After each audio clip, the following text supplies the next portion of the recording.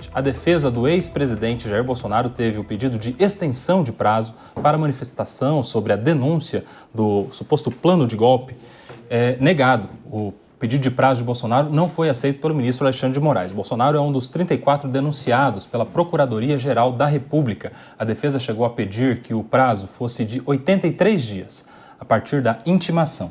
A justificativa era de que esse foi o mesmo tempo, o mesmo prazo utilizado pela PGR para construir a denúncia e que o prazo estabelecido não foi suficiente para ter acesso a todos os autos e elaborar a defesa.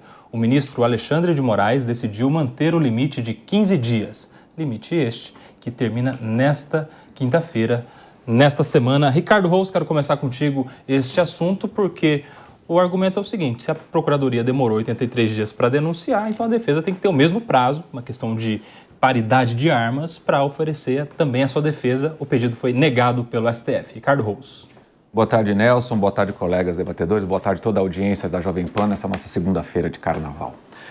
Koba, eu acho o seguinte: primeiro que por uma questão de paridade de armas, como você mesmo disse, deveria ter se dado a extensão de prazo pedido pela defesa de Jair Bolsonaro para que então ele pudesse ter mais tempo de elaborar a defesa. A defesa também alega que não teve acesso a todos conteúdos dos autos, o que é muito importante. Então, acho que o ministro erra, na minha opinião, em não dar a extensão de prazo. Limitou a 15 dias que vencem agora. Lembrando que nós estamos também atravessando o carnaval no Brasil. Isso tem um impacto gigantesco em várias questões de logística. Agora, mais importante do que a não extensão do prazo é quem está compondo a primeira turma, Koba. Eu acho que pelo menos 2 ministros que estão compondo a primeira turma, que é o ministro Dino e o ministro Zanin, não poderiam julgar Jair Bolsonaro em hipótese alguma, em nenhum lugar do planeta. Nenhuma democracia séria poderia ter um juiz que já comparou Jair Bolsonaro ao demônio, como é o caso do Dino, e que já fez uma queixa-crime contra Jair Bolsonaro, e outro ministro que era advogado do presidente Lula. Não faz sentido que, em outro caso, também já se declarou impedido de julgar Jair Bolsonaro. Ambos estarão na primeira turma. Ou seja, se você coloca o relator Alexandre de Moraes também no meio, Bolsonaro já está condenado. Já tem 3 votos aí minimamente desfavoráveis a Jair Bolsonaro. Acho que Jair Bolsonaro deveria ser, no mínimo, julgado pelo Pleno do Supremo Tribunal Federal. Raquel Galinatti, quero também a sua opinião, porque esse é um tema jurídico que impõe vários debates, aí, muitas opiniões diferentes a respeito desse tema. Você acha que deveria ter uma extensão do prazo? Boa tarde Kobayashi, meus amigos de bancada, capitão Telhada, deputado estadual, Kriegner, Rous e, claro, a nossa audiência sempre conectada e altamente qualificada. Além do problema do prazo, que existe uma ausência de proporcionalidade entre a denúncia e a defesa, alguns outros problemas que implicam violações expressas legais, como, por exemplo, o princípio do impedimento. O impedimento nada mais é quando o juiz ele se torna impedido ou tem também a suspeição ou suspeito para julgar uma causa, sendo ela tanto no âmbito do processual civil como no âmbito criminal do processo penal, e aí temos ambos os códigos, tanto o Código de Processo Civil como o Código de Processo Penal, dando essa envergadura para que o juiz, se tenha relacionamento íntimo, parentes, amigos ou algum problema com aquele que ele vai julgar, ele deve estar impedido ou suspeito no caso. E aí, além do Cristiano Zanin, que, claro, notoriamente ele foi o advogado de defesa do Lula à época em que o Bolsonaro era presidente, ali houve realmente um grande problema em relação aos embates que tiveram, tanto publicamente, amplamente divulgados pela imprensa, e temos o Dino, Flávio Dino, que também faz parte da primeira turma, que irá julgar o Bolsonaro, além do relator Alexandre de Moraes, faz parte o Cristiano Zanin, o Flávio Dino, a Carmen Lúcia e o Fux. O que tem com o Dino? O Dino já ingressou com uma queixa-crime contra o presidente, à época presidente Jair Bolsonaro. Por lisura e por respeito à legalidade, os ministros, eles mesmos, deveriam se declarar impedidos de dar sequência a esse julgamento para que essas análises e, consequentemente, a sentença e a decisão não seja refutável.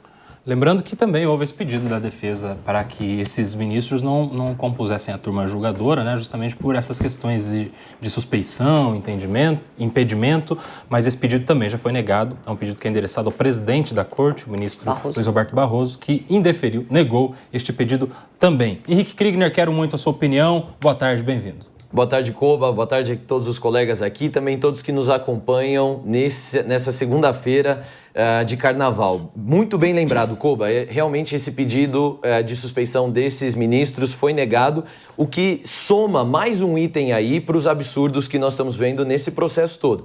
Nós estamos falando de um delator que foi ameaçado durante a sua delação. A gente pode comparar isso a uma questão até de tortura emocional. Nós temos um juiz que participou de uma delação premiada, de um processo que ele era o responsável, ou seja, isso também é contra as próprias normas de como as delações devem ser conduzidas e todos os outros fatores que a gente colocou aqui. Agora, eu fico pensando uma coisa, Koba.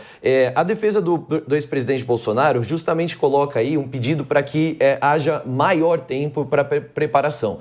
Porque realmente é uma missão muito difícil elaborar uma defesa contra uma acusação tão furada como foi essa elaborada pela Procuradoria-Geral da República. É um conjunto de ilações, de potenciais acusações, mas sem nenhuma prova.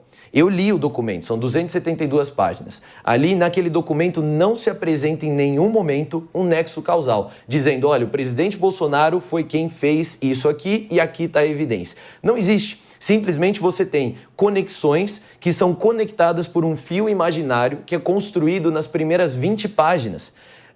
Você é melhor aqui do que qualquer um aqui na mesa, Koba, pode até dizer, quando você tem uma denúncia, não é necessário e não deve aparecer nessa denúncia um preâmbulo.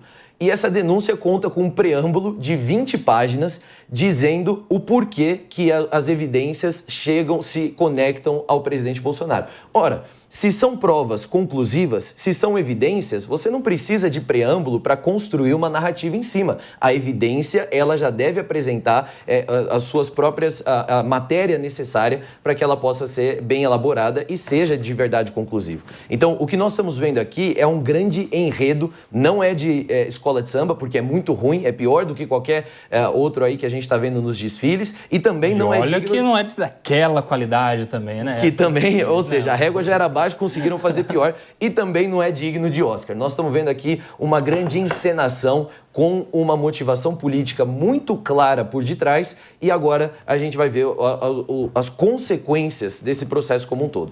Capitão Telhada também conosco no Linha de Frente desta segundona. Como é que você vê toda essa discussão, Telhada? Quinta-feira se acaba o prazo para o oferecimento da defesa de Bolsonaro.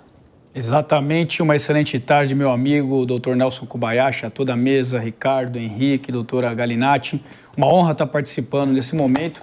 De fato, como os amigos aqui já colocaram, é mais um episódio dentre essa jornada de irregularidades, ou pelo menos suspeitas, que a gente tem observado ao longo dos julgamentos, das análises, das questões todas que envolvem a Suprema Corte no Brasil, principalmente em relação aos parlamentares, às lideranças, aos jornalistas, juízes, aos cidadãos comuns que se colocam numa posição de ideologia conservadora, de direita. Mais uma vez, a gente vê uma negação, uma limitação à defesa, que fez um pedido justo, que não pediu nada demais, apenas um período a mais para que a defesa fosse elaborada, totalmente compatível com o tamanho dos autos, com tudo que acontece no Brasil, com o período de carnaval. Então, me parece, mais uma vez, que nós temos uma limitação à defesa. Eu deixo a pergunta, onde está a lisura do processo? Aonde vai parar isso? Qual a narrativa que está se criando? E a gente já sabe, infelizmente, a esperança é pouca. A esperança para que tenha uma justiça feita na questão mais nobre da palavra vai se acabando, porque a gente vê que existe uma parcialidade e um direcionamento. E quem perde com isso é a própria justiça brasileira, o nosso país internacionalmente, que se coloca abaixo, vai cada vez mais criando um nanismo internacional. Você sabe que essa discussão a respeito do impedimento ou suspeição de parte dos ministros, algumas eu vejo até algum sentido, principalmente, por exemplo, em relação ao ministro Flávio Dino, que já atuou neste caso enquanto ministro da Justiça, né? Se fosse um delegado da Polícia Federal que tivesse oficiado no inquérito, por exemplo, ele não poderia ser juiz do caso, né? A gente tem isso no dia a dia também. Delegados que depois se convertem em juízes, promotores, enfim. Trabalhou uma vez, você não trabalha de novo, uma questão de impedimento, é objetivo. E o chefe do delegado, que é o ministro da Justiça, por consequência, também não deveria. Já em relação ao ministro Cristiano Zanin, pelo fato de ter sido advogado do presidente Lula, vocês acham que isso seria um motivo de suspeição? Porque, se sim, talvez o Mendonça, ministro André Mendonça, também, porque ele foi advogado-geral da União, AGU, enquanto o presidente foi o Bolsonaro, né? E aí suspeição e impedimento é tanto por amizade quanto por inimizade, por proximidade quanto por distância. Como é que vocês veem esse debate aí envolvendo também Cristiano Zanin, por exemplo, ou Raquel Galinatti? Eu acredito que houveram debates públicos. Se o Cristiano Zanin, como advogado do Lula, se mantivesse técnico e não tivesse expressado manifestações de juízo a respeito do então presidente Bolsonaro, não haveria nenhum problema. Mas houve sim manifestações de ambos os lados, não só do Cristiano Zanin, como à época também do próprio presidente Bolsonaro, criticando a defesa técnica do condenado ou atual presidente Lula. Então, houve algo que extrapolasse a esfera do técnico e profissional. No caso do, então, advogado-geral da União, o Toffoli, do Bolsonaro foi o André Mendonça. André Mendonça, ali a situação realmente há o cunho de ter sido nomeado, por ter proximidade e, na minha opinião, também caracterizaria, sim, um caso de suspeição.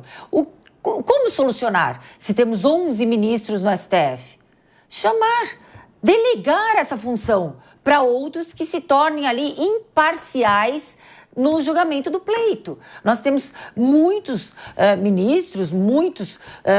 ministros até mesmo do STJ que poderiam fazer às vezes, poderia ser criado então uma regra específica para esse caso. Afinal, nós estamos vendo o próprio Supremo Tribunal Federal inovar em legislação ou posicionamentos jurisprudenciais e arrepio de muitas críticas. Nesse caso, essa inovação jurisprudencial, no caso, para salvaguardar a lisura, a independência e principalmente a imparcialidade do julgamento de um ex-presidente, seria mais do que necessário, seria aclamado pela sociedade brasileira para que a gente tenha um respaldo e uma consciência da legitimidade da atuação do Estado.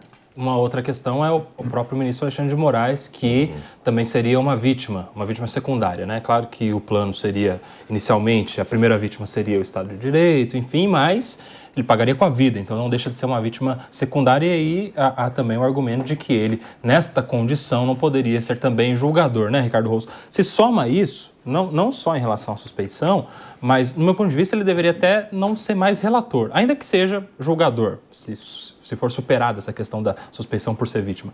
Não deveria ser relator, porque em 2019, a gente teve o pacote anticrime, 2019, né, que estabeleceu o juiz de garantias, que é basicamente o seguinte: o juiz que é juiz do caso enquanto há uma investigação não pode ser o mesmo juiz do caso quando essa investigação se torna um processo.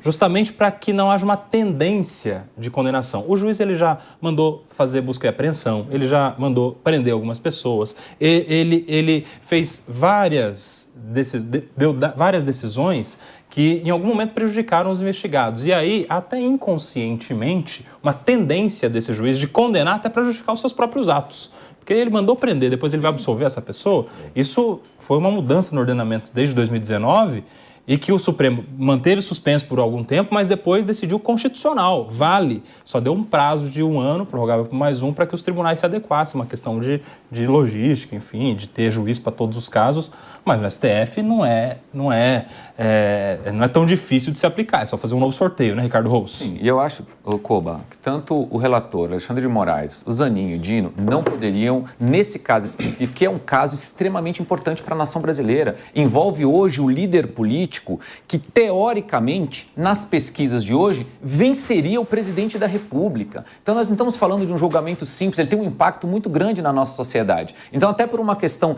de preservar o Supremo Tribunal Federal e preservar o julgamento, ter toda uma lisura, acho que o relator deveria deixar de ser relator e acho que o ministro Zanin, vale dizer que o próprio ministro Zanin, em um recurso de Bolsonaro ao Tribunal Superior Eleitoral, ele se declarou impedido de julgar Bolsonaro, o próprio ministro. Então já não sou eu mais que estou dizendo, não é mais um achismo. O ministro achou que num recurso ao TSE ele deveria estar impedido de julgar Bolsonaro. Por que agora, nessa questão, na primeira turma, ele não está impedido? O ministro Flávio Dino, que foi o ministro da Justiça no ocorrido, nós tivemos lá, todo mundo lembra, tivemos um episódio de desaparecimento de gravações do Ministério da Justiça onde estava Flávio Dino. Flávio Dino que comparou Jair Bolsonaro ao demônio em diversas entrevistas públicas que rodam pela internet. Flávio Dino que já fez queixa-crime contra Jair Bolsonaro. Você acha que um juiz nessa condição não está envolvido completamente e emocionalmente no processo para já, de certa maneira, tendenciosamente condenar Jair Bolsonaro? Na minha opinião, com esse time da primeira turma, Bolsonaro já está condenado. Infelizmente, não teremos um julgamento justo de Jair Bolsonaro, que, na minha opinião, nem deveria ter o julgamento.